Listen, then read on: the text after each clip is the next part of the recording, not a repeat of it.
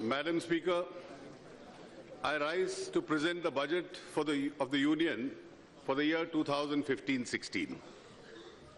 I present this budget in an economic environment which is far more positive than in the recent past. When other countries are facing serious challenges, India is about to take off on a faster growth trajectory once again. The International Monetary Fund has downgraded its earlier forecast of the global economic growth by 0.3%, and the World Trade Organization has revised its forecast of the world trade growth from 5.3 to 4%. Forecasts for India, however, have either been upgraded or remained the same without downgrades. Madam Speaker, we have also embraced the states as equal partners in the process of economic growth. States have been economically empowered more than ever before. It is my belief that every rupee of public expenditure, whether undertaken by the centre or the states, will contribute to the betterment of the people's life through job creation, poverty elimination and economic growth. In the last 9 months, the NDA government headed by Prime Minister Shri Narendra Modi has undertaken several significant steps to energize the economy. The credibility of the Indian economy has been re-established. The world is predicting that it is India's chance to fly.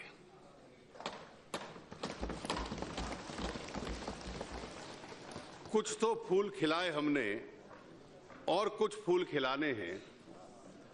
मुश्किल ये है बाग में अब तक कांटे कई पुराने हैं.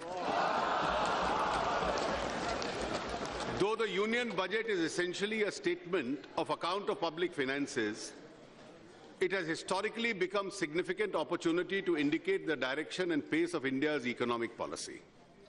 My proposals, therefore, lay down the roadmap for accelerating growth, enhancing investment, and passing on the benefit of growth process to the common man, woman, youth, and child, those whose quality of life needs to be improved. This is the path we will doggedly and relentlessly pursue. As the Prime Minister has often said, we are a round-the-clock, round-the-year government.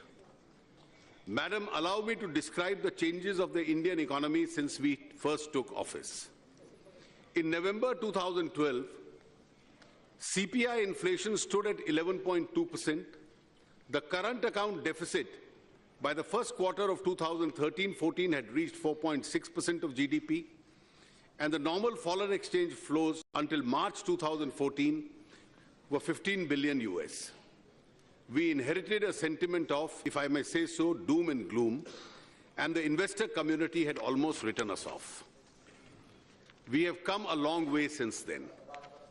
The latest CPI inflation is 5.1%, and the wholesale price inflation is negative.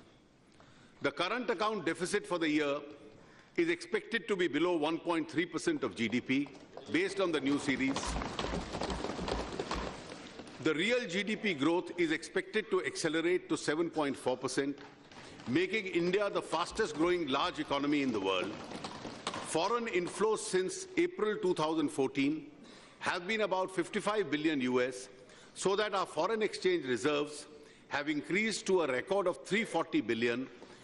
The rupee has become stronger by 6.4% against a broad basket of currencies, and ours is the second best performing stock market amongst the major economies.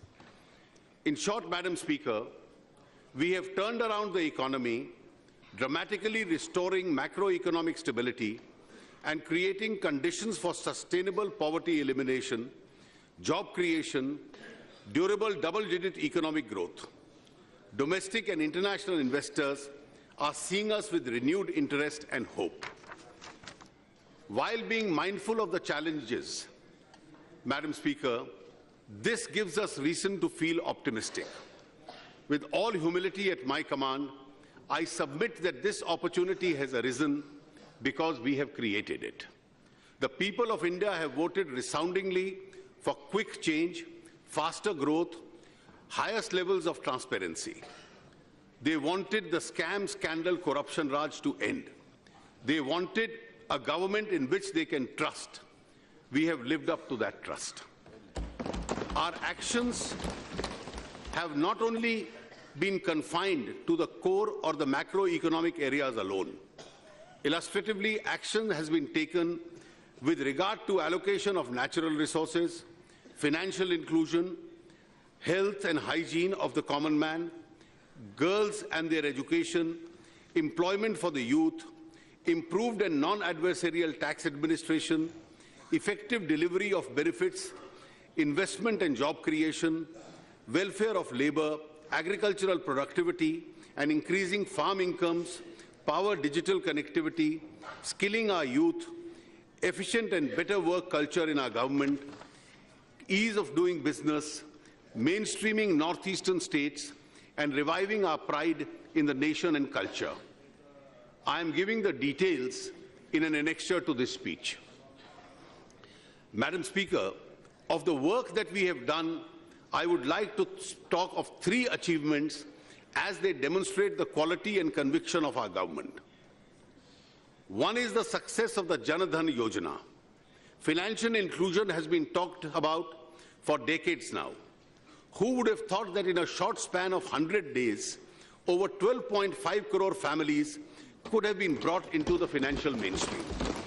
The other is coal auctions. Earlier, the states only got benefit of royalty. Now, by transparent auction process that we are carrying out, the coal-bearing states will be getting several lakhs of crores of rupees, which they can use for the creation of long-awaited community assets and the welfare of their people. The third is Swachh Bharat, which we have been able to transform into a movement to regenerate India.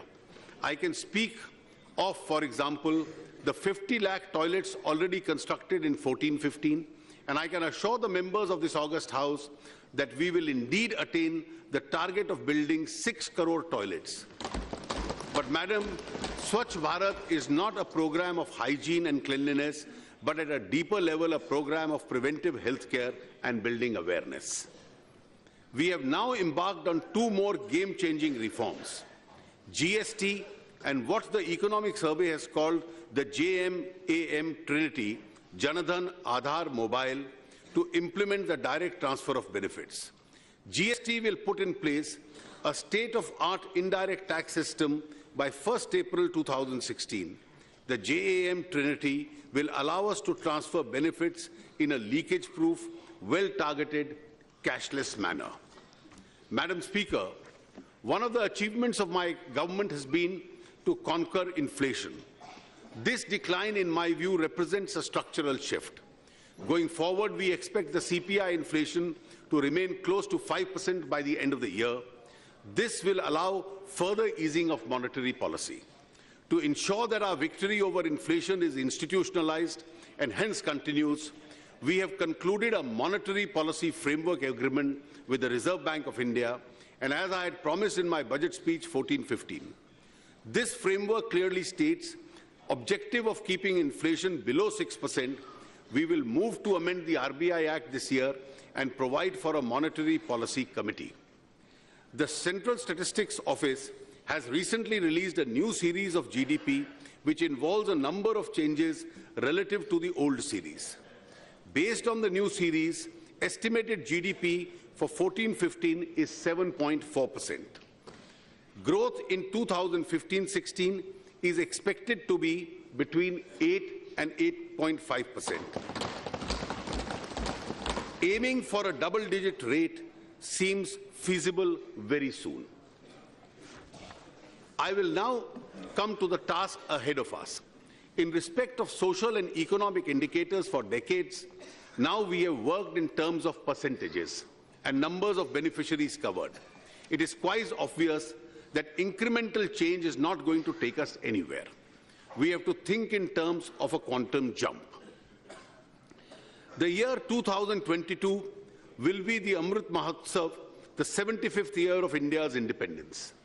The vision of what the Prime Minister has called Team India, led by the states and guided by the central government, should include a roof for each family in India, the call given for housing for all by 2022 would require Team India to complete 2 crore houses in urban areas and 4 crore houses in rural India.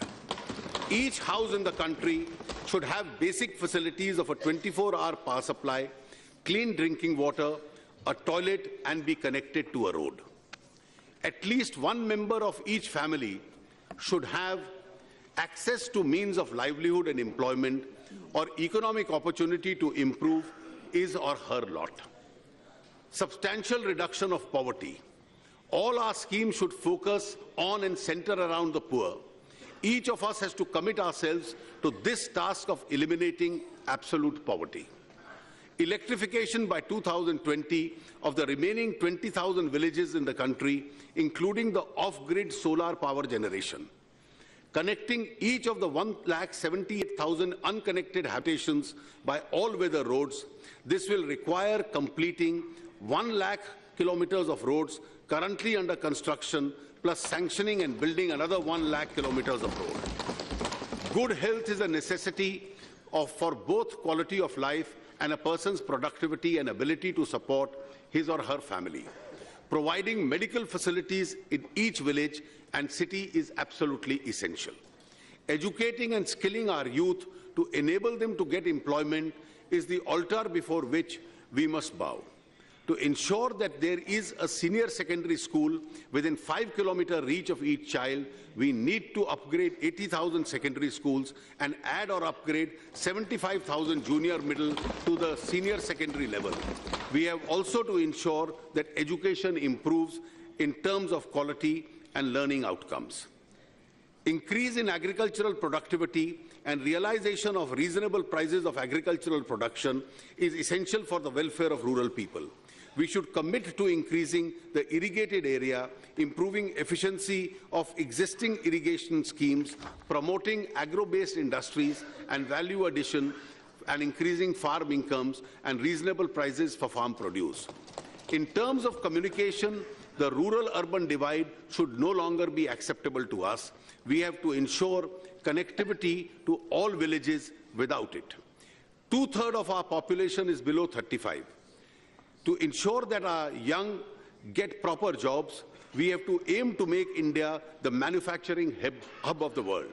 The Skill India and the Make in India programs are aimed at doing this. We have also to encourage the growth and grow the spirit of entrepreneurship in India and support the new startups. Thus can our youth turn into being from job seekers to job creators. The eastern and northeastern regions of our country are lagging behind in development on many fronts. We need to ensure that they are at par with the rest of the economy. By the time the 75th year of India's independence, Amrit Mahotsav of our independence is reached, we have to achieve all the above so that India can become a prosperous country and a responsible global power. This will be our true and meaningful tribute to our freedom fighters. As I have said earlier, Madam Speaker, I am also mindful of the 5 challenges I have to reckon with. Firstly, agricultural incomes are under stress. Our second challenge is increasing investment in infrastructure. With private investment in infrastructure via public-private partnership model still weak, public investment needs to step in to catalyze investment. Our third challenge is that manufacturing has declined from 18% to 17% of GDP, and as per the new GDP data, the manufacturing exports have remained stagnant at about 10% of the GDP. The Make in India program is aimed at making this challenge, thus of creating jobs. Fourth, we have to be mindful of the need for fiscal discipline in spite of rising demands of public investment. In keeping with the true spirit of cooperative federalism, we have devolved a 42% share of the divisible pool of taxes to the states. As members of this august House are aware, this is an unprecedented increase which would empower the states with more resources. The devolution of the states would be to the order of 5.24 lakh crores in 15-16, as against a devolution of 3.38 lakh crores as per the revised estimates of 14-15. Another 3.04 lakh crores would be transferred by way of grants, plans and transfers. Thus, the total transfer to the states will be about 62% of the total receipts of the country.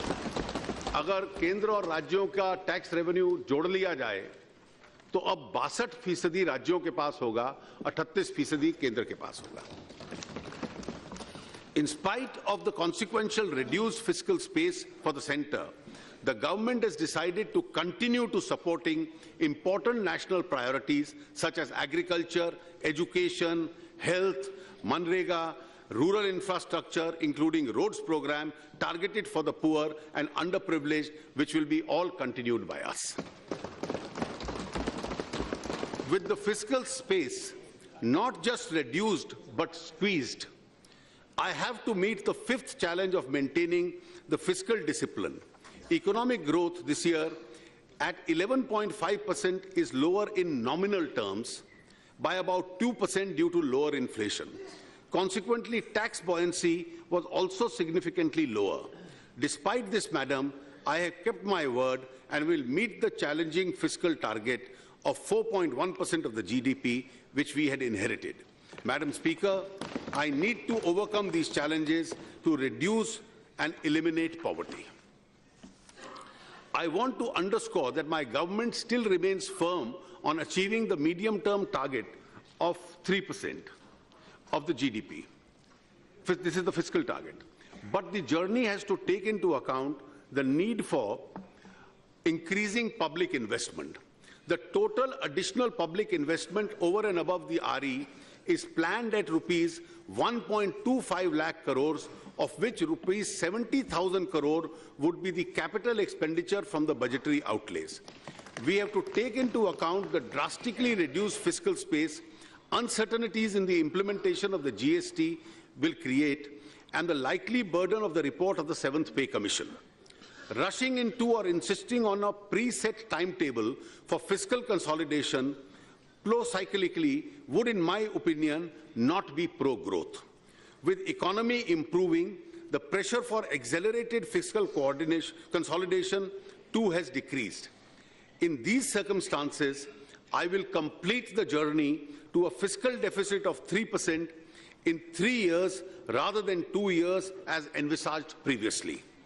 Thus, the next 3 years, my targets are 3.9% for 15-16, 3.5% for 16-17, and 3% for 17-18. The additional fiscal space will go towards funding infrastructure investment. I will be moving amendments accordingly in the Finance Bill to the FRBM Act. Madam Speaker, I want to round up the discussion on fiscal roadmap in an optimistic tone. While there is a compositional shift, the aggregate envelope for job creation, poverty elimination, and building infrastructure is not disturbed. In fact, it goes up this year and every subsequent year in the same proportion as tax revenues of the Union and the state governments increase.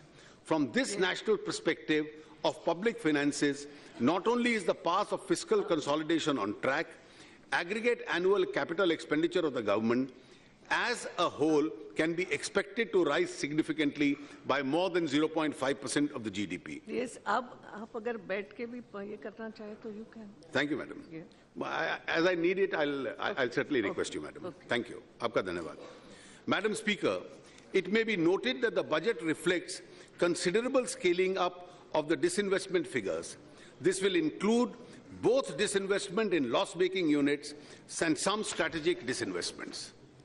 Madam Speaker, this government is committed in its resolve as Indians to regain our preeminence as just and compassionate society. Well-intentioned schemes introduced in the past have often been ill-targeted, riddled with leakages, and delivered with inefficiency. The same is true of subsidies. Subsidies are needed for the poor and those less well-off. What we need is a well-targeted system of subsidy delivery. We need to cut subsidy leakage, not subsidies themselves. We are committed to the process of rationalizing subsidies based on this approach. We have embarked on that path. The direct transfer of benefits, started mostly in scholarship schemes, will be further expanded with a view to increasing the number of beneficiaries from the present 1 crore to 10.3 crores. Similarly, rupees 6,335 crore has so far been transferred directly as LPG subsidy to 11.5 crore LPG customers.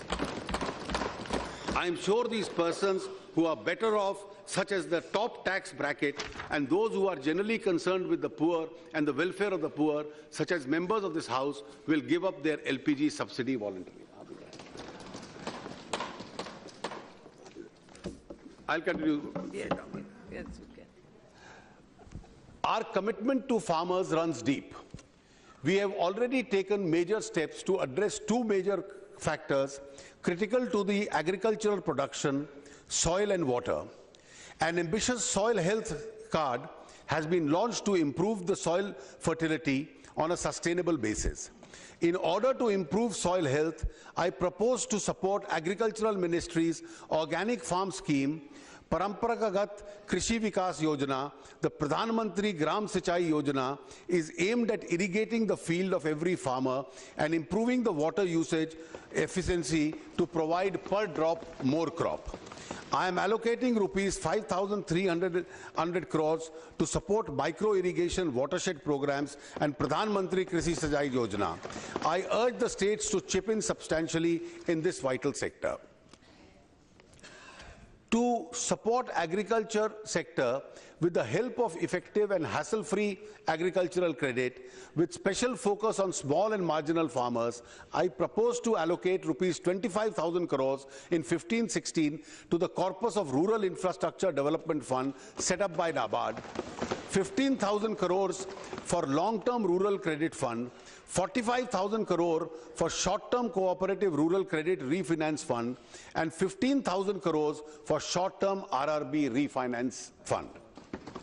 Farm credit underpins the efforts of our hard-working farmers.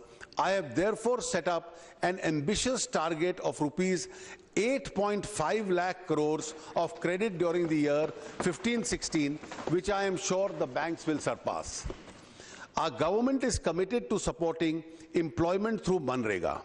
We will ensure that no one who is poor is left without employment. We will focus on improving the quality and effectiveness of activities under Manrega. I have made an initial allocation of rupees 34,699 crores for this program.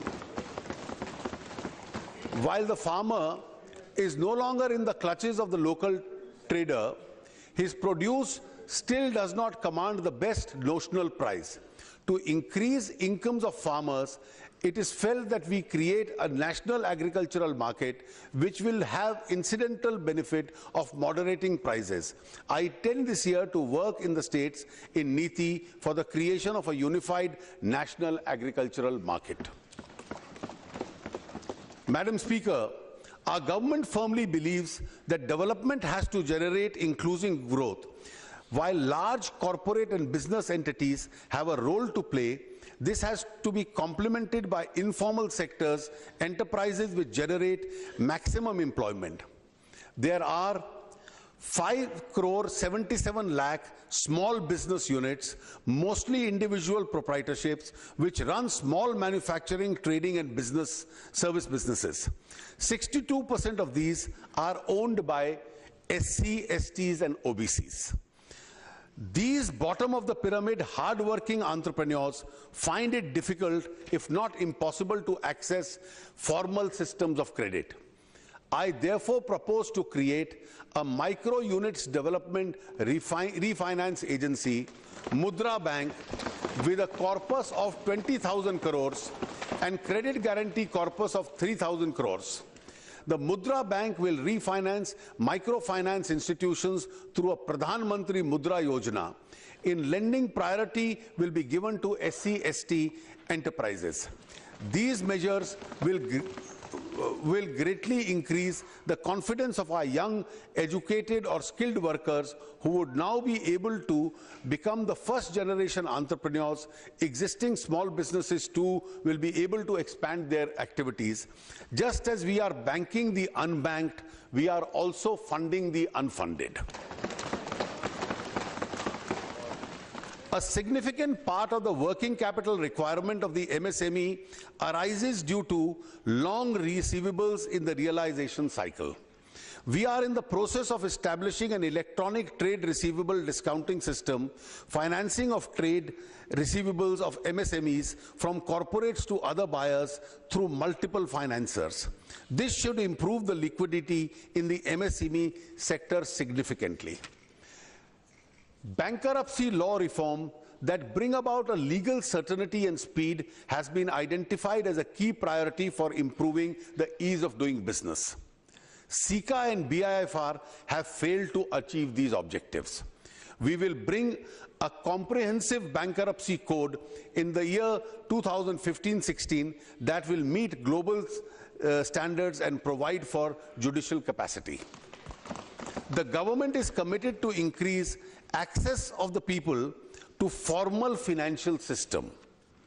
In this context, the government proposes to utilize the vast postal network with nearly 1,54,000 points of presence spread across villages of the country. I hope the Postal Department will make its proposed payments bank venture successful so that it contributes to the Pradhan Mantri Jan Dhan Yojana. सारे post offices इससे banking काम के अंदर involve कर लिए जाएंगे. To bring about parity in regulation of non-banking financial companies with other financial institutions in matters relating to recovery, it is proposed that NBFCs registered with RBI having a size of rupees 500 crores and above will be considered as financial institution in terms of the Sarfasi Act. A large portion of India's population is without insurance of any kind, health, accident or life. Worryingly, our young population ages, it also is going to be pensionless. Encouraged by the success of the Pradhan Mantri Jan Dhan Yojana, I propose to work towards creating a universal social security system for all Indians, especially the poor and unprivileged.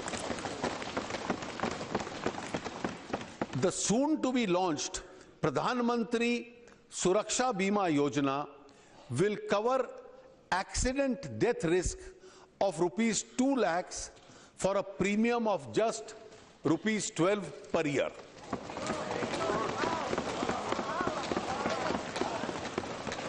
Madam, 1 रुपया महीना जो जनधन खाते से transfer होगा उससे 2 लाख की accident insurance हर गरीब आदमी को मिलेगी.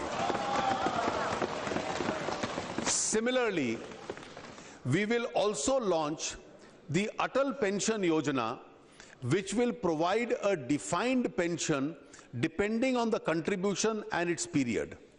To encourage people to join this scheme, government will contribute 50% of the beneficiaries' premium, limited to rupees 1,000 each year for the 5 years in its new accounts opened before 31st December 2015. इसकी details आज सार्वजनिक की जाएंगी. हर महीने कोई गरीब आदमी contribute करे, उसमें से आधा सरकार देगी और 60 साल की उम्र से उसको पेंशन मिलनी आरंभ होगी. The third social security scheme I wish to announce is the Pradhan Mantri Jeevan Jyoti Bima Yojana, which will cover the natural and accidental death risk of rupees 2 lakhs.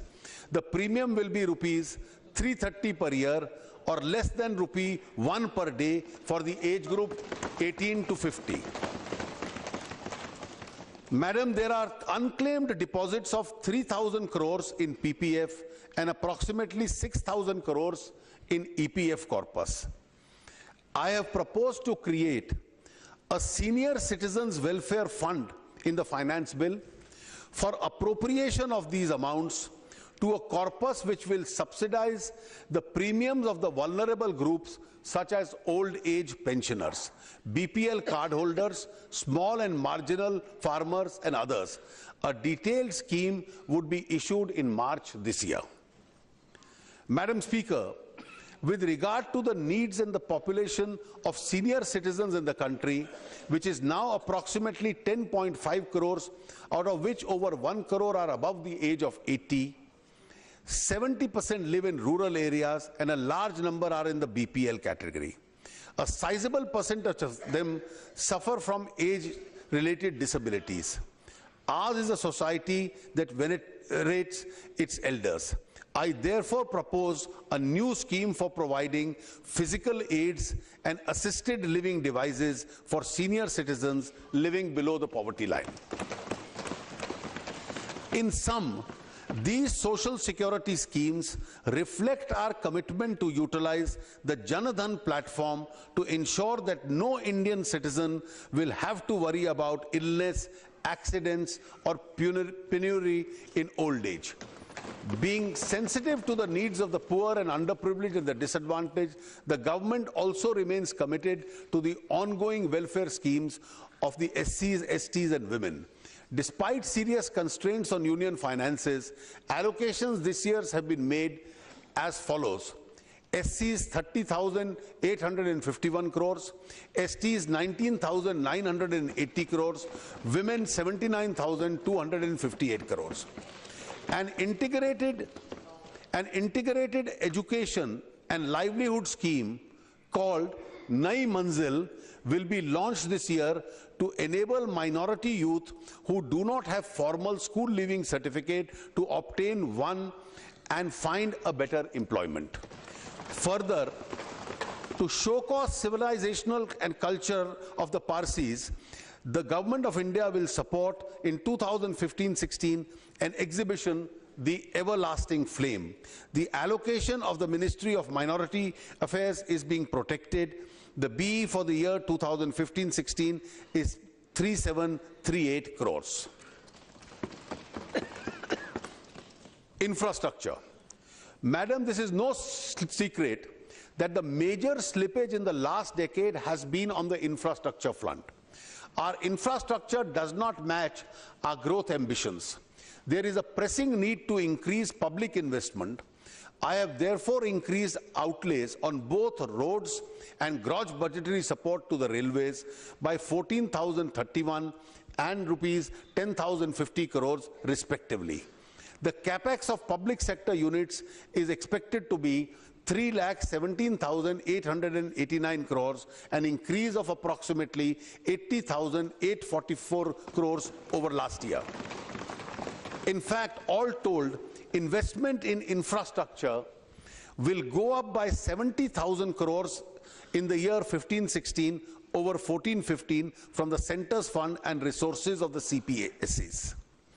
But madam, we need much more investment than adding 70,000 crores more. Secondly, I intend to establish a national investment and infrastructure fund, which finds monies to ensure an annual flow of 20,000 crores to it. 20,000 is what the government will be giving. This will enable the trust to raise debt in terms, invest as equity in infrastructure finance companies like the IRFC and the NHB. The infrastructure finance companies can then leverage this extra equity many folds. Thirdly, I also intend to permit tax-free infrastructure bonds for projects in rail, road, and irrigation. Fourthly, PPP model of infrastructure development has to be revisited and revitalized. The major issue involved in rebalancing of risk in infrastructure projects, the sovereign will have to bear a major part of the risk without, of course, absorbing it entirely. Fifth, I intend to establish in NITI an Atal Innovation Mission. AIM will be an innovation promotion platform involving academics, entrepreneurs, researchers, and draw upon national and international experiences to foster a culture of innovation, R&D, and scientific research. The platform will also provide a network of world-class hubs and grand challenges for India. The initial sum of rupees 150 crore will be earmarked for this purpose. India has a well-regarded world-class IT industry with revenues of US 150 billion, over 100 billion exports, employing nearly 40 lakh people directly. We are now seeing a growing interest in startups, experimenting in cutting-edge technologies, creating value out of ideas, initiatives, and converting them into scalable enterprises and businesses is at the core of our strategy for engaging our youth for inclusive and sustainable growth of the country. Concerns such as more liberal system of raising global capital, incubation facilities in our centers of excellence, funding for seed capital, and growth of the ease of doing business need to be addressed to create 1 lakh jobs and hundreds of billions of dollars in value. With this objective, the government is establishing a mechanism known as Self-Employment and Talent Utilization, SETU, to be techno-financial incubation and facilitation program to support all aspects of startup businesses and other self-employment activities, particularly in the technology-driven areas. I am setting aside 1,000 crores initially for this purpose. As the success of the so-called minor ports has shown, that ports can be an attractive investment possibility for private sector. Ports in public sector need to both attract such investment as well as leverage the huge land resource lying unused with them. To enable us to do so, ports in public sector will be encouraged to corporatize and become companies under the Companies Act. Madam Speaker, investors spend a large amount of time and resources in getting multiple permissions required. We aim towards ease of doing business. I have myself launched an e-biz portal which integrates 14 regulatory permissions at one source. Good states are embracing and joining this platform. However, if we really want to create jobs, we have to make India an investment destination which permits the start of business in accordance with publicly stated guidelines and criteria. आज permissions में ही सालों साल लग जाते हैं, project शुरू नहीं होते. I intend to appoint an expert committee for the purpose to examine the possibility and prepare a draft legislation where the need for multiple prior permissions can be replaced with a pre-existing regulatory mechanism. आपका regulatory mechanisms में guidelines होंगी, उसके मुताबिक काम शुरू कीजिए. Prior permissions का ये substitute होगा. The government also proposes to set up 5 ultra mega power projects, each of 4,000 megawatts, and plug and play mode. All clearances and linkages will be in place before the project is awarded by a transparent auction system. This should unlock investment to the extent of rupees 1 lakh crore. The government would also consider similar plug-and-play projects in other infrastructure projects such as roads, ports, rails, airports, etc. I am happy to announce that the second unit of the Kudanakalam nuclear power station will be commissioned in the year 15-16. Madam Speaker, I hope to garner some additional resources during the year for tax buoyancy. If I am successful, then over and above what I have provided in the budget allocation, I will enhance the allocation to Manrega by 5,000 crores. Madam Saab, Khadke Saab बहुत प्रसन्न होंगे. This will make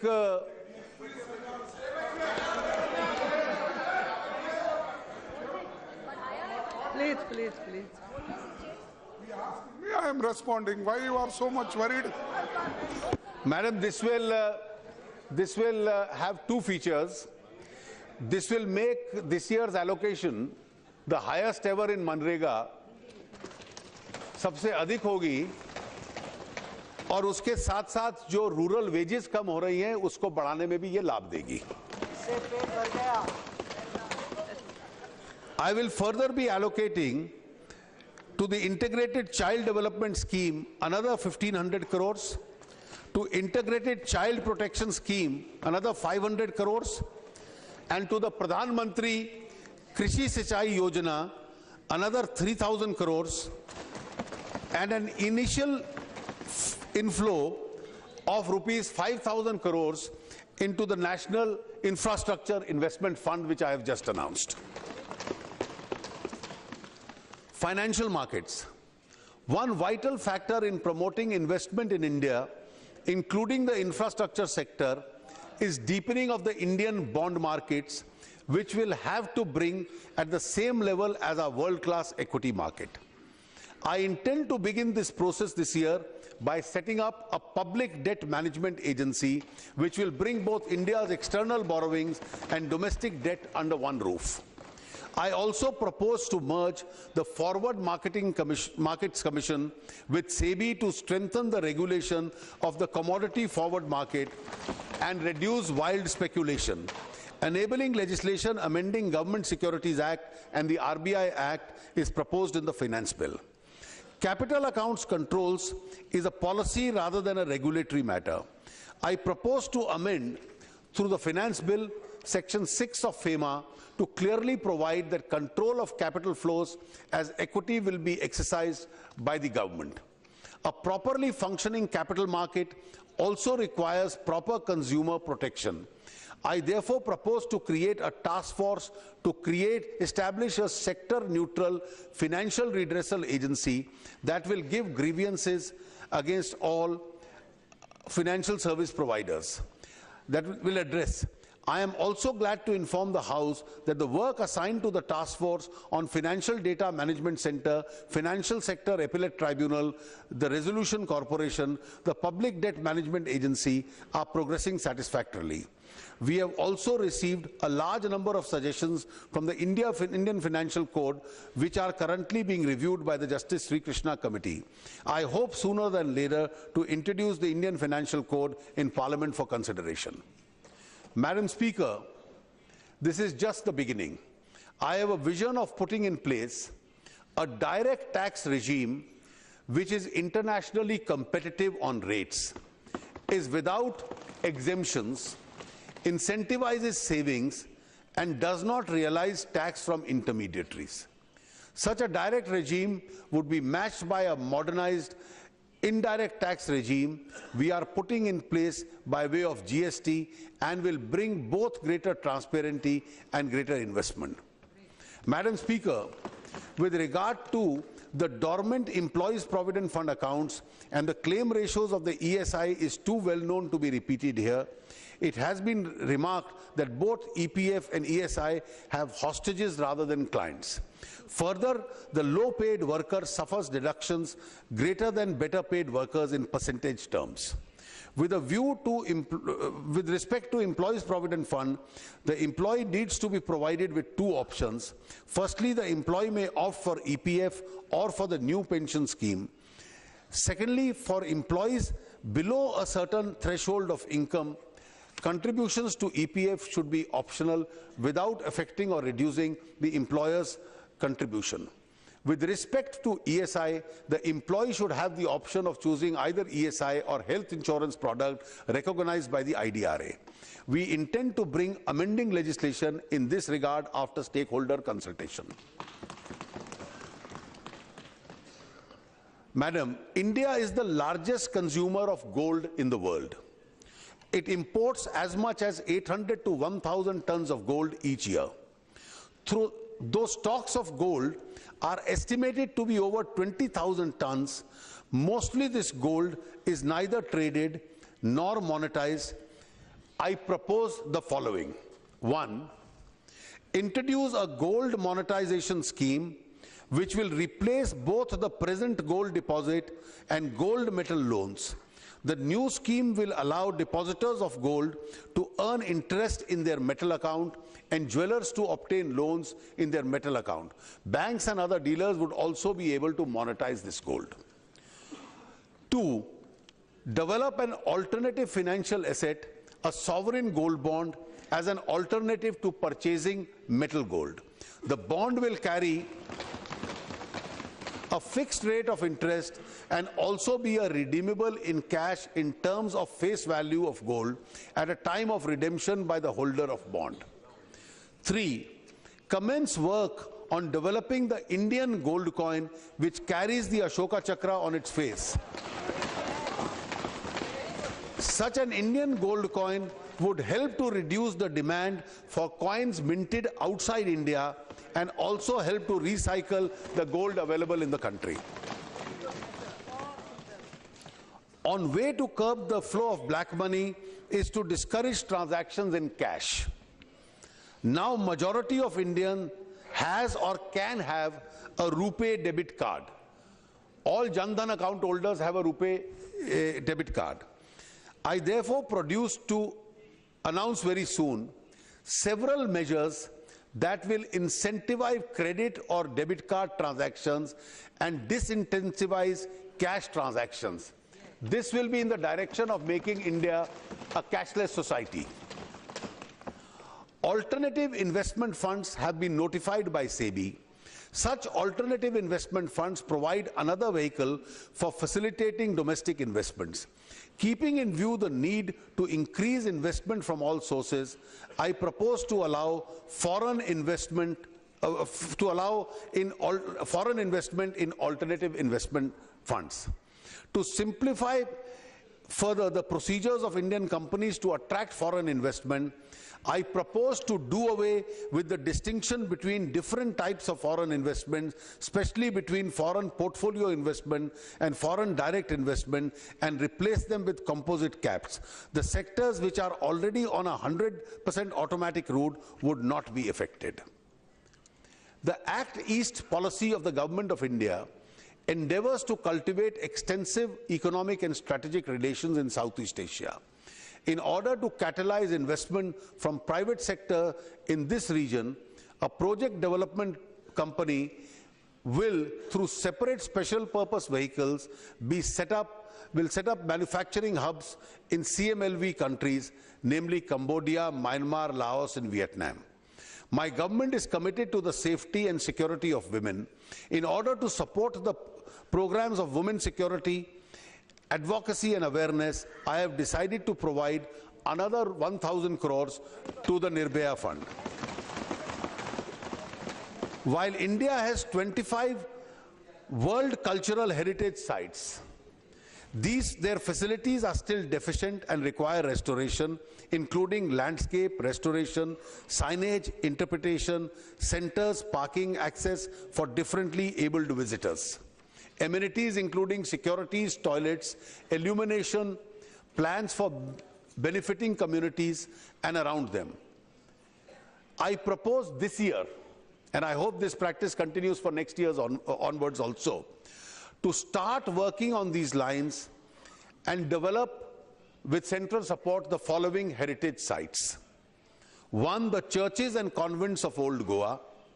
2, Hampi in Karnataka, Elephanta Caves in Mumbai, Kumbhalgarh and other city forests of Rajasthan, Rani Ka Vav in Patan in Gujarat, Leh Palace Ladakh in Jammu and Kashmir, the Varanasi Temple Town, the Jallianwala Bagh at Amritsar, and the Qutub Shahi tombs at Hyderabad, Telangana.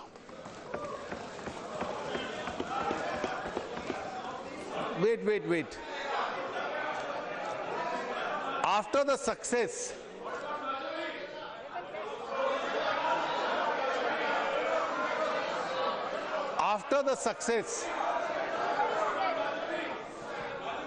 Yes.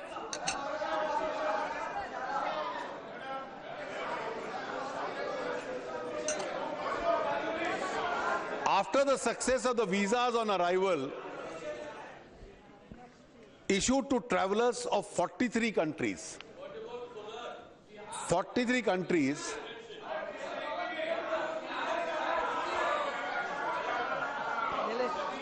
Madam, last year we had announced visas on arrival in 43 countries. the tourism in this country has increased. I propose to increase the countries covered under this scheme to 150 in different stages. Madam, as environment degradation hurts the poor more than others, we are committed to making our development process as green as possible. Our de facto carbon tax on most petroleum products compares favorably with international norms. With regard to coal, there is a need to balance between taxing pollution and the price of power. However, beginning this year, I intend to start on that journey too. My government is launching a scheme for faster adoption and manufacturing electric vehicles. I am proposing an initial outlay of 75 crores in this scheme for 15-16. The Ministry of New Renewable Energy has revised its target of renewable energy to 1,75,000 megawatts in 2022, comprising of 100,000 in solar, 60,000 in wind, 10,000 in biomass, and 5,000 of small hydro. Madam Speaker, we are putting the scam, scandal and corruption raj behind us. Malfeasance in public procurement can perhaps be contained by having a procurement law and an institutionalized structure consistent with the UNCITRAL model law. I believe Parliament now needs to take a view on the need to have a procurement law, and if so, in what shape it should take. On the other hand, disputes arising out of public contracts take a long time to resolve and the process is very costly. इसकी वजह से projects अटके रहते हैं. My government proposes to introduce a public contracts resolution of disputes bill to streamline the institutional arrangement of such disputes, institutional arrangement for resolution of such disputes. There is also a need, I feel, to tackle the lack of common approach and philosophy in regulatory arrangements prevailing even within the different sectors of infrastructure. Our government therefore proposes to introduce a regulatory reform law and will bring about a category cogency of approach across various sectors of infrastructure. India is one of the youngest nations of the world with more than 54% of the total population below 25 years of age. Our young people have to be both educated and employable for the jobs of the 21st century. The Prime Minister has explained on how Skill India needs to be closely coordinated with Make in India. Yet today, less than 5% of our potential workforce gets formal skill training to be employable and stay employable. We will soon be launching a national skills mission through Skill Development and Entrepreneurship Ministry. The mission will consolidate skill initiatives spread across several ministries and allow us to standardize procedures and outcomes of our 31 sectors skill councils. With rural population still forming close to 70% of India's population, enhancing employability of rural youth is the key or to unlocking India's demographic dividend. With this in mind, we have launched the Deen Dayal Upadhyaya Gramin Kushal Yojana. Rupees 1,500 crores has been set apart for this scheme. Disbursement will be through a digital voucher directly into qualified student bank account. This year, when we will be entering the 100th birth anniversary of Pandit Deen Dayal Upadhyaya, the intention of the government is to celebrate the anniversary of the great nationalist in a befitting manner. A 100th birthday celebration committee will be announced soon and adequate resources provided for the same. With a view to enable all poor and middle class students to pursue higher education in their choice without constraint of funds, I propose to set up a fully IT-based student financial aid authority to administer and monitor scholarship, as also the educational loan scheme through the Pradhan Mantri Vidya Lakshmi Karyakram. We will ensure that no student misses out on higher education for lack of funds. Honorable members will remember that in the budget speech of July, I had indicated my intention to provide one major central institution to each state. Madam, इसमें कोई रह जाए तो साल के दौरान budget के बाद भी हम लोग कंसिडर कर लेंगे. In this fiscal year, I propose to set up an All India Institute of Medical Sciences in Jammu and Kashmir, Punjab, Tamil Nadu, Himachal Pradesh and Assam. Keeping in view the need to augment medical services in Bihar, jahan already AIIMS hai, I propose to set up another AIIMS-like institution in that state. I propose to set up an IIT in Karnataka, upgrade the Indian School of Mines Dhanbad to a full IIT. I propose to set up a postgraduate institute of horticulture research in Amritsar. IIMs will be set up in Jammu and Kashmir and Andhra Pradesh. In Kerala, I propose to upgrade the existing National Institute of Speech and Hearing into a University of Disability Studies and Rehabilitation. I am also proposing 3 new national institutions of pharmaceutical education and research in Maharashtra, Rajasthan and Chhattisgarh, and institutions of science and educational research in Nagaland and Odisha. I am also proposing for Northeast to set up a center for film production, animation and gaming in Arunachal Pradesh and an apprentice training institute for women in Haryana and Uttarakhand. In order to improve the governance of public sector banks, the government intends to announce an autonomous bank board bureau. The bureau will search and select heads of public sector banks and help them in developing differentiated strategies of capital raising plans through innovative financial methods and instruments. This would be an interim step toward establishing a holding and an investment company for banks. Madam, I would like to inform the House that we are making good progress on Digital India. The National Optical Fiber Network of 7.5 lakh kilometers, networking 2.5 lakh villages, is being further speeded up by allowing willing states to undertake its execution on reimbursement of cost as determined by the Department of Telecommunication. Andhra Pradesh is the first state to have opted for this manner of implementation. As members are aware, in making a recommendation, the Finance Commission has not distinguished between special category and other states. Moreover, both Bihar and West Bengal are going to be amongst the biggest beneficiaries of the recommendations of the Finance Commission. Yet, eastern states have to be given an opportunity to grow faster. This is what the Prime Minister reiterated even yesterday, that East needs an extra boost. I therefore propose to give similar special assistance to Bihar and West Bengal as has been provided in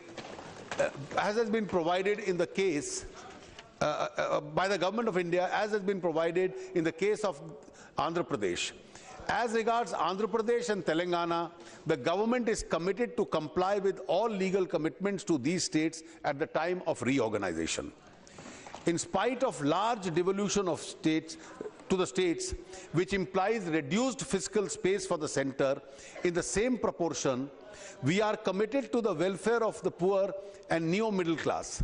Keeping this in mind, adequate provision is being made for schemes for the poor and disadvantaged. Illustratively, I have allocated 68,968 crores to the educational sector, including midday meals, 33,152 to the health sector, 79,526 crores to the rural development activities, including Manrega, 22,407 for housing and urban development, 10,351 for women and child development, 4,173 for water resources and Nemami Gange. The significant sums will be spent by the states on these programs will be ensure that the quantum of leap in expenditure in these areas. I urge the states to utilize their enhanced resources effectively in these areas. Madam Speaker, I am delighted to report a good progress of DMIC corridor on the Ahmedabad-Durera investment region in Gujarat and the Sehendra Bidkin Industrial Park near Aurangabad in Maharashtra are now in a position to start work on basic infrastructure. In the current year, I have earmarked an initial sum of rupees 1,200 crores. However, the pace of expenditure picks up. I will provide additional funds. Defense of each square inch of our motherland comes before anything else. So far as we have been dependent on imports with attendant unwelcome spin-offs, our government has already permitted FDI in defense so that Indian-controlled entities also become manufacturers of defense equipment, not only for us but for export. We are thus pursuing the Make in India policy to achieve greater self-sufficiency in the area of defense equipment, including aircraft. Members of this august House would have noted that we have been both transparent and quick in making defense equipment related purchase decisions. This year, keeping our defense forces ready for any eventuality. This year, I have provided adequately for the needs of the armed forces. As against the expenditure of the current year at 2,22,370 crores, the budget allocation for 15-16 is 2,46,727 crores. While India produces some of the finest minds, including in international finance, they have very few avenues in India to fully exhibit and exploit their strength to the country's advantage. GIFT in Gujarat was envisaged as an international financial center that would actually become as good an international center as Singapore or Dubai, which incidentally are largely manned by Indians. The proposal has languished for years. I am glad to announce that the first phase of GIFT will now become a reality. Appropriate regulations will be issued in the month of March.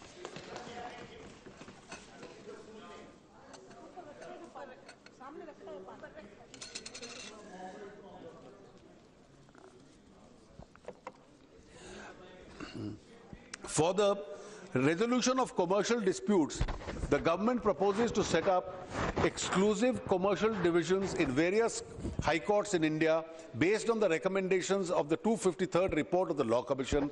The government proposes to introduce a bill in Parliament after consulting stakeholders. Madam Speaker, the government will, during the course of this session, also place before the Parliament required bills to convert ordinances issued by the government into acts of Parliament. I will now turn to the budget estimates for the year 15-16. Non-planned expenditure estimates for the year are estimated at 13,12,200 crores. Planned expenditure is estimated at 4,65,277 crore, which will be near to the RE of 2014-15. Total expenditure has been estimated at 17,77,477 crores. The requirements of expenditure on defense, internal security, and other necessary expenditures are being provided. Gross tax receipts are estimated at 14,49,490 crores. Devolution to the states is estimated to be at 5,23,958 crores. Share of the central government will be 9,19,842 crores. Non-tax revenues for the next fiscal are estimated to be 2,21,733 crores. With the above, the fiscal deficit will be 3.9% of GDP and revenue deficit will be 2.8% of GDP. Madam Speaker, I now turn to my tax proposals. Taxation is an instrument of social economic engineering. Tax collections help the government to provide education, healthcare, housing, and other basic facilities to the people to improve their quality of life and to address the problems of poverty, unemployment, and slow development. To achieve these objectives, it is our endeavor in the last 9 months to foster a stable taxation policy, a non-adversarial tax administration. A very important dimension to our tax administration is the fight against the scourge of black money. A number of measures have already been taken in this direction. I propose to do much more. We need to revive growth and investment to ensure that more jobs are created for our youth and benefits of development reach millions of our people. We need to enable tax policy for this. I have already introduced a bill to amend the Constitution of India for goods and services tax in the last session of this August House. GST is expected to play a transformative role in the way of our economy functions. It will add buoyancy to our economy by developing a common Indian market and reducing the cascading effect of the cost of goods and services. We are moving on various fronts to implement GST from next year. We need to match this transformative piece of legislation in indirect taxation and transformative measures in direct taxation. The basic rate of corporate tax in India is 30%. It is higher than the rates prevalent in other major Asian countries, making our domestic industry uncompetitive. Moreover, the effective collection of corporate tax is only 23%. We lose out on both counts. We are considered as having a high corporate tax regime, but we do not get that tax due to excessive exemptions. A regime of exemptions has led to pressure groups, litigations, and loss of revenue. It has also given room for avoidable discretion.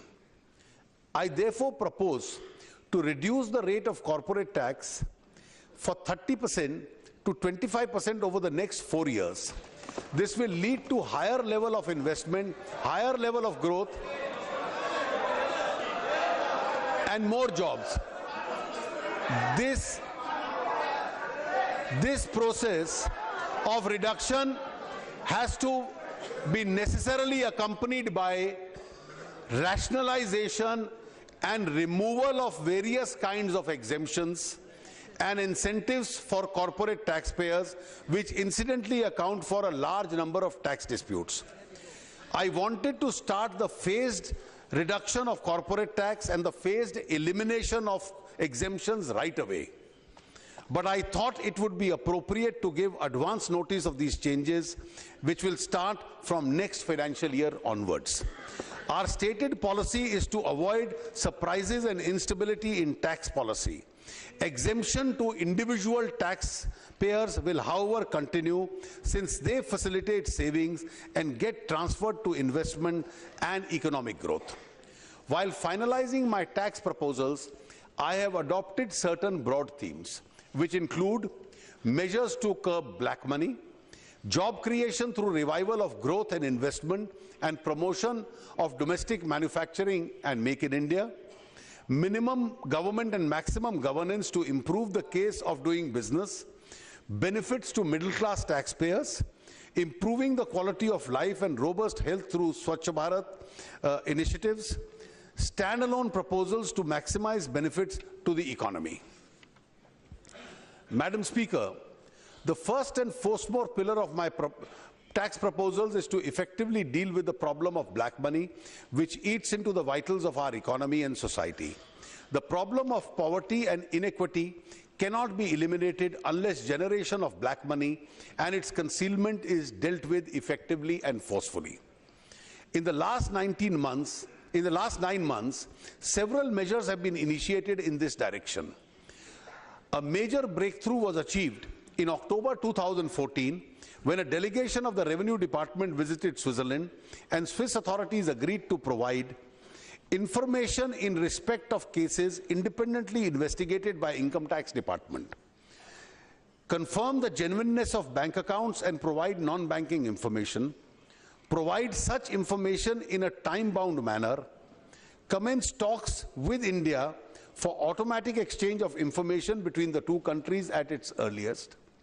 Investigation into cases of undisclosed foreign assets has been accorded the highest priority, resulting in detection of substantial amounts of unreported income. For strengthening collection of information from various sources domestically, a new structure is being put in place which includes electronic filing of statements by reporting entities. This will ensure seamless integration of data and more effective enforcement. Tracking down black money and bringing wealth back to wealth which legitimately belongs to this country is our abiding commitment. Recognizing the limitations under existing legislation, we have considered we have taken a considered decision to enact a comprehensive new law on black money to deal with monies which are stashed abroad. To this intent, I propose to introduce the bill in the current session of Parliament. With your permission, Madam Speaker, I would like to give some highlights and key features of the proposed bill. Concealment of income and asset and evasion of tax in relation to a foreign asset will be prosecutable with punishment of rigorous imprisonment up to 10 years.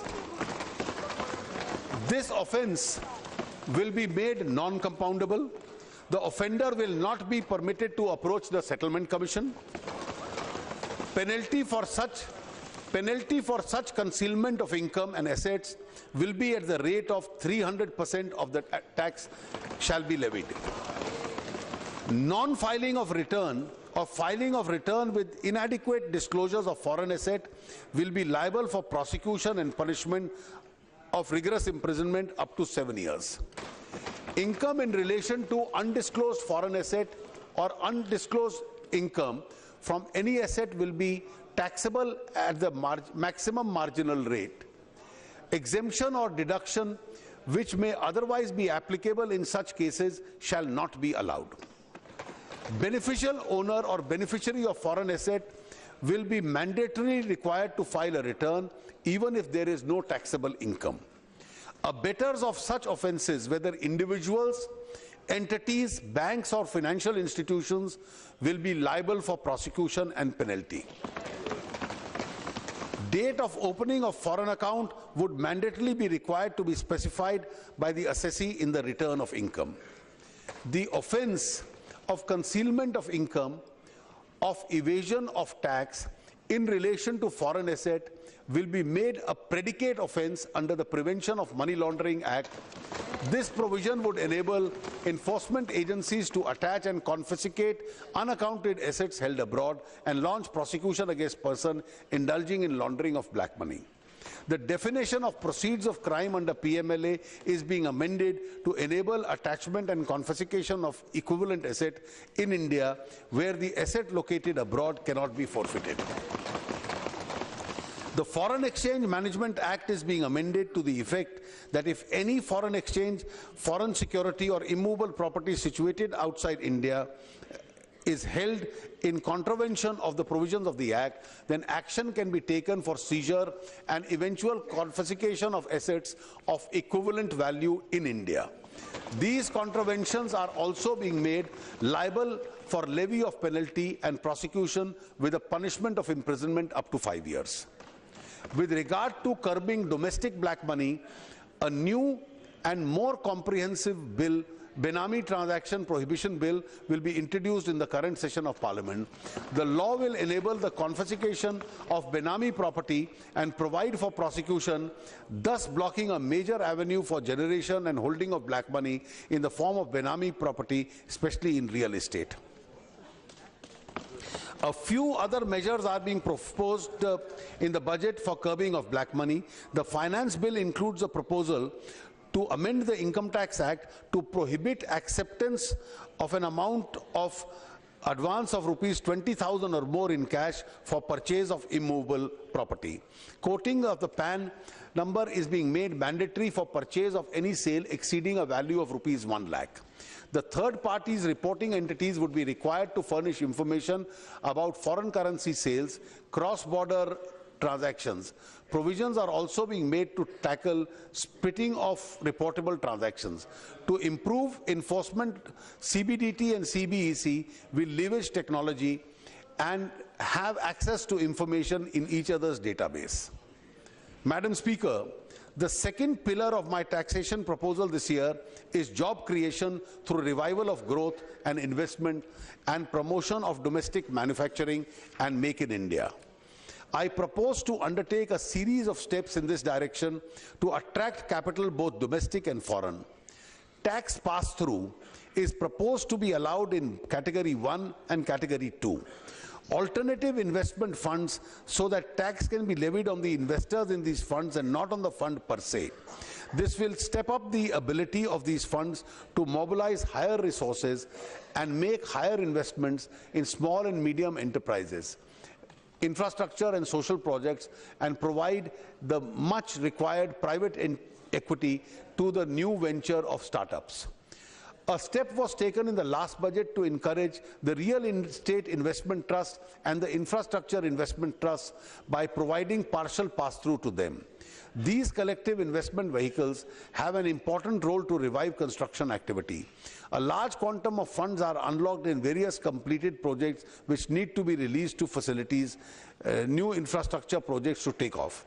I therefore propose to rationalize the capital gains regime for the sponsors existing at the time of listing of the units of REITs and InvITs subject to the payment of security transaction tax. The rental income from REITs from their own assets will have a pass-through facility. The present taxation structure has an inbuilt incentive for fund managers to operate from offshore locations. To encourage such offshore fund managers to relocate back to India, I propose to modify the permanent establishment norms to the effect that mere presence of a fund manager in India would not constitute a permanent establishment of the offshore fund, resulting in adverse tax consequences. Implementation of general anti-avoidance rule has been a matter of public debate. The investment sentiment in the country has now turned positive, and we need to accelerate this momentum. There are also certain contentious issues relating to GAR which we need to resolve. It has therefore been decided to defer the applicability of GAR by 2 years. Further, it has also been decided, when implemented, that GAR would apply prospectively to investments made on or after 1/4/2017. Today, I see a lot of young entrepreneurs running businesses, ventures, and wanting to start new ones. They need latest technology. Therefore, to facilitate technology inflow into the businesses at low cost, I propose to reduce the rate of income tax on royalty fees for technical services from 25% to 10%. To generate employment opportunities, it is proposed to extend the benefit of deduction of employment of new regular workmen to all business entities. The eligibility threshold of minimum 100 workmen is being reduced to 50.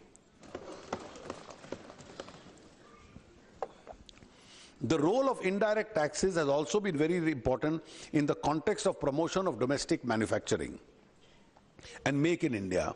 In indirect taxes, therefore, I propose to reduce the rate of basic custom duty on certain inputs, raw material, intermediates, and components in all 22 items so as to minimize the impact of duty inversion and reduce manufacturing costs in several sectors.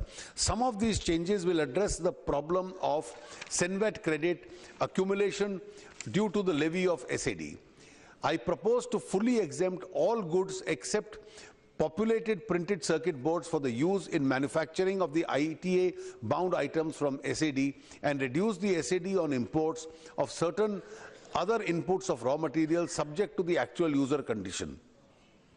These changes are detailed in an annexure to my budget speech. My next proposal is regarding minimum government and maximum governance, with focus on the ease of doing business and simplification of tax procedures without compromising on tax revenues. The total wealth tax collection in the country is 1,008 crores in 13-14. Should a tax which leads to high cost of collection and low cost and low yield be continued, or should it be replaced with a low cost, higher yield tax? The rich and wealthy must pay more tax than the less affluent ones. I have therefore decided to abolish wealth tax and replace it with an additional 2% surcharge on the super rich with a taxable income of over rupees 1 crore. This will lead to tax simplification and enable the department to focus on ensuring compliance and widening of the tax base. As against a tax sacrifice of 1,008 crores through this measure, the department would be collecting an additional rupees 9,000 crores on the 2% additional surcharge. Further, to track wealth held by individuals and entities, the information regarding assets which are currently required to be furnished in the wealth tax return will be captured in the income tax returns. This will ensure the abolition of wealth tax does not lead to the escape of any income from the tax net. The provisions relating to indirect transfers of income tax, which is a legacy from the previous government, contains several ambiguities. This provision is being suitably cleaned up. Further concerns regarding applicability of indirect transfers, provisions to dividends paid by foreign companies to their stakeholders will be addressed by the CBDT through a clarificatory circular. These changes would eliminate the scope for discretionary exercise of power and provide a hassle-free structure to the taxpayers. I reiterate what I have said in the last budget, that ordinarily retrospective tax provisions adversely impact on stability and predictability of the taxation regime, and resort to such provisions shall be avoided. Further, to reduce associated hassles to smaller taxpayers and compliance of cost in domestic transfer pricing, I propose to increase the threshold limit from rupees 5 crores to 20 crores. In order to rationalize the MAT provisions for FIIs, profits corresponding to their income from capital gains on transactions in securities which are liable to tax at a lower rate shall not be subject to MAT. The Tax Administration Reforms Commission has given a number of recommendations to improve administration in tax department. These recommendations are in the advanced stage of examination and will appropriately be implemented during the course of the year. As a part of the GST, I had proposed to subsume educational cess and the secondary and higher educational cess in the central excise duty. In effect, the general rate of central excise duty of 12.36% including cess is now being rounded off to 12.5%. I propose to revise the specific rate of central excise duty in certain other commodities as detailed in the annexure. However, in the case of petrol and diesel, such specific rates are being revised only to the extent of subsuming the quantum of educational cess presently levied on them, keeping the total incidence of excise duties unchanged. The ad valorem rate of excise duties lower than 12% and those higher than 12%, with a few exceptions, are not being increased. Some changes are also being made to the excise levy on cigarettes and compounded levy scheme applicable to pan masala, gutka and certain other tobacco items. To give a boost to domestic leather footwear industry, the excise duty on footwear where leather uppers and having retail price of more than 1,000 per pair is being reduced to 6%. To further facilitate the ease of doing business, online excise and service tax registrations will be done in 2 working days. The assessees under the taxes will be allowed to issue digitally signed invoices and maintain electronic records. These measures will cut down a lot of paperwork, red tape, time limit for taking SENVAT credit into inputs and input services are being increased from 6% to 1 year as a measure of business facilitation. Introduction of GST is clearly awaited by trade and industry. To facilitate smooth transition of levy of tax on services by both center and states, it is proposed to increase the present rate of service tax plus education tests from 12.36 to a consolidated rate of 14%. Madam Speaker, cleanliness of households and cleanliness environment are very important social causes. The 4th pillar of my taxation proposal this year therefore relates to initiatives for the Swachh Bharat Abhiyan. In my direct tax proposals, I have proposed a 100% deduction for contributions other than by way of CSR contributions to the Swachh Bharat Kosh. A similar tax treatment is also being proposed for the Clean Ganga Fund. In indirect taxes, I propose to increase the clean energy cess from 100 to 200 rupees 200 per metric ton of coal to finance the clean environment initiatives. Excise duty on sacks of bags of polymer of ethylene other than those for industrial use is being increased from 12 to 15%. It is proposed to have an enabling provision to levy Swachh Bharat cess at a rate of 2% or less on all services if the need arises. This cess will be effective from a date to be notified. Resources generated from this cess will be used for financing and promoting initiatives towards Swachh Bharat. It is also proposed to exempt services of common affluent treatment plant from service tax. The concessions from customs and excise duty currently available on specified parts of manufacturing of electrical operated vehicles and hybrid vehicles are being extended for one more year up to 31/3/16. Madam, the fifth pillar of my taxation proposal this year is extension of benefits to the middle class taxpayers. These proposals in this regard are the following.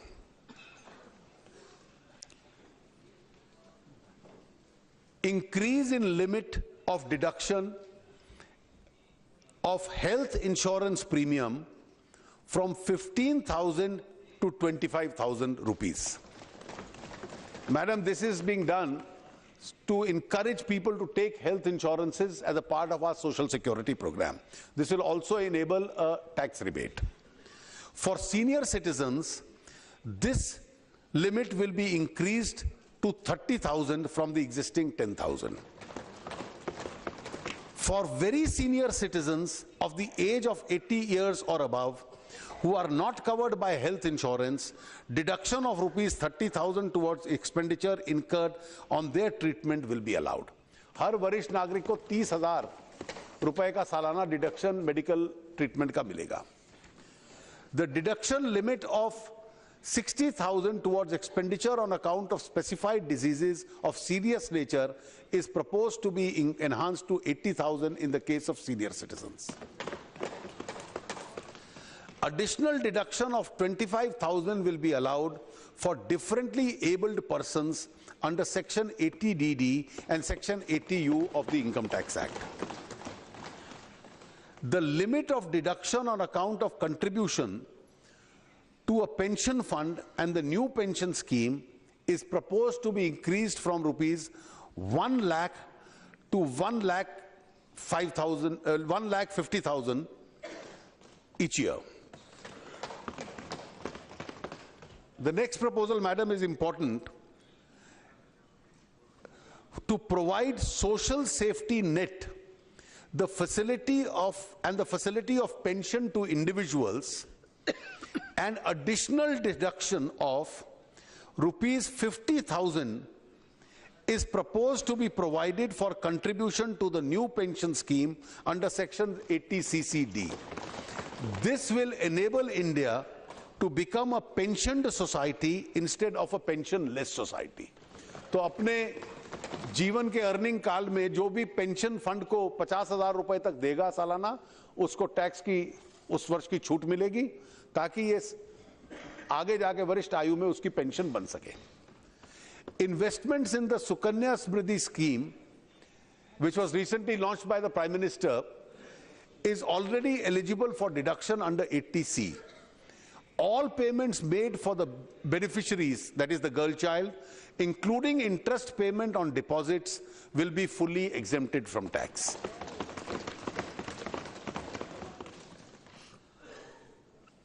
Transport allowance, which is allowed to all taxpayers and is currently at rupees 800 per month.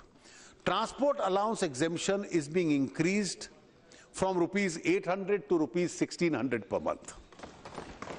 For the benefit of senior citizens,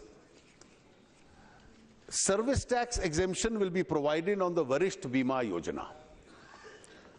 Madam Speaker, I am giving these concessions to individual taxpayers despite inadequate fiscal space, after taking into account the tax concessions given to the middle class payers in my last budget and in the present one, including the earlier concessions, an individual taxpayer can now get a benefit up to rupees 4,44,200 as detailed in the annexure. As and when my fiscal capacity improves, individual taxpayers will have a lot to look forward to. Madam Speaker, there are several standalone proposals relating to taxation.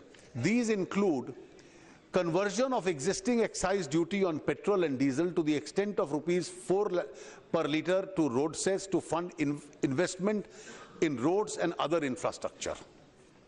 ये जो कल विषय उठे यहाँ पर कि दुनिया में तेल की कीमत में कमी हुई है, जो उपभोक्ता को भी दिया है, उसमें से कुछ लाभ हाईवे कंस्ट्रक्शंस के लिए और रेलवेज के लिए भी उसका प्रयोग होगा. An additional sum of rupees 40,000 will be made available through this measure to these sectors. In service tax, exemption is being extended to certain pre-cold storage services in relation to fruits and vegetables so as to incentivize value addition in the crucial sector. The negative list under the service tax is being slightly pruned and certain other exemptions are being withdrawn to widen the tax base. Yoga is India's well-acknowledged gift to the world. It is proposed to include yoga within the ambit of charitable purposes of Section 215 of the Income Tax Act. Further, to mitigate problems faced by many genuine charitable organizations, it is proposed to modify ceiling on receipts from activities in the nature of trade, commerce, business to 20% of the total receipts from existing ceiling of 25 lakhs. A national database on the non-profit organization is being developed. Enactment of the direct tax code has been under discussion for quite some time. Most of the provisions of the direct tax code have been included in the Income Tax Act. Amongst the very few aspects of the DTC which were left out, we had addressed some issues in the present budget. Further, jurisprudence on income tax is well evolved. Considering these aspects, there is no great merit in going ahead with the direct tax code as it exists today. Madam, the detailed direct and indirect proposals are given in the annexure to the budget speech and the other budget documents which are being laid on the table of the House. My direct tax proposals would lead to a loss of revenue of rupees 8,315 crore, whereas my proposals in indirect will yield rupees 23,383 crores. The net impact of my all tax proposals would be a revenue gain of 15,068. To conclude, Madam, it is no secret that expectations from this budget have been high. People who urge us to undertake big bang reforms also say that the Indian economy is a supergiant which moves slowly but surely. Even our worst critics would admit that we have moved rapidly. In this speech, I have clearly outlined not only what we are going to do immediately, but also a roadmap for the future. I think I can genuinely stake for our government a claim of intellectual honesty. We have been consistent in what we have said and what we are doing. We are committed, Madam Speaker, to achieving what we have been voted to power for: change, growth, jobs, and genuine effective upliftment of the poor and underprivileged. Our commitment to the Daridra Narayan is steadfast, and is our commitment to constitutional principles of equality and justice for all without concern of caste, creed and religion. This is in the spirit of the Upanishads inspired mantra, Om Sarve Bhavantu Sukhina, Sarve Santu Niramaya, Sarve Bhadrani Paschyantu, Ma Kaschit Dukh Bhag Bhavet. With these words, Madam, I commend the budget to this Honourable House. Shri Arun Jaitley,